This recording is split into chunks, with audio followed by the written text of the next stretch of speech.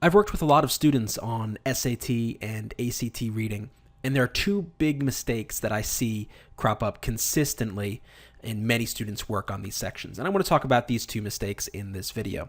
Now, there are other mistakes and there are other details, obviously, to keep in mind, but these are just two of the big ones that if students make these mistakes, and they often do, leads to subpar performance on this section. So what's the first mistake? The first mistake is not crossing out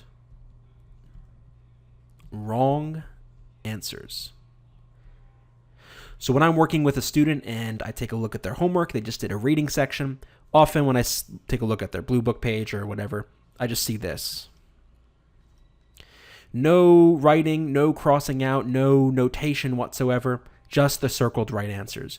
And why this is a problem is, there's nothing special about circling an answer or crossing out the wrong answers in itself, but what it shows if you're crossing out choices and marking them up is that you're approaching the questions in a proper way. It's a physical trace, a physical confirmation that you are approaching the questions effectively. So what should I see instead? What I want to see is stuff like this. Or, maybe a squiggly, cross, circle, maybe something like that, or, cross all these out, circle. Basically, I want to see evidence that you've evaluated the choices, and sometimes you get rid of them because they are not quite, they don't fit with what you read. Sometimes you put a question mark next to them if you're kind of stuck between two, and sometimes you put a squiggly because you think it could be right, but you end up finding a better choice. And the whole point of this process, as we're going to see for number 2, is to evaluate these wrong answers just as much as you're evaluating right answers. You're looking for these wrong answers to help you narrow down to that correct one instead of simply looking for a right answer. It may not seem important, but it really is. I can't stress enough how important it is to evaluate these choices.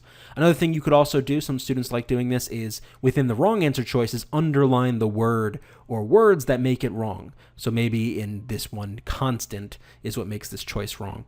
Or maybe the issue with this one is motivation to work or something like that. That's just as an extra way to help you evaluate the questions. Now, what's the second big mistake? It's related to the first, and it's not checking all 5 choices. So let's say you are eliminating choices and you're evaluating them one by one.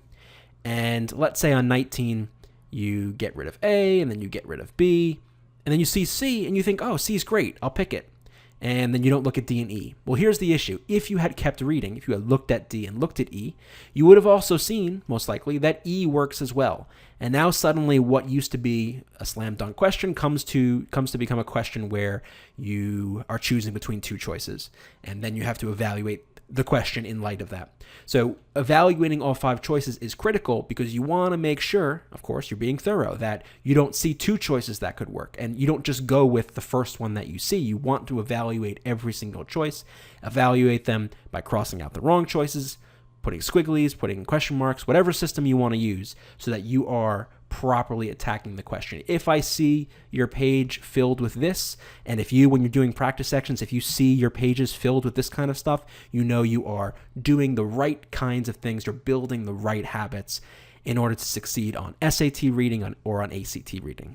To learn more about Reason Prep's SAT, SAT subject test, and ACT video courses, go to reasonprep.com/enroll, and you can find the link in the description below the video.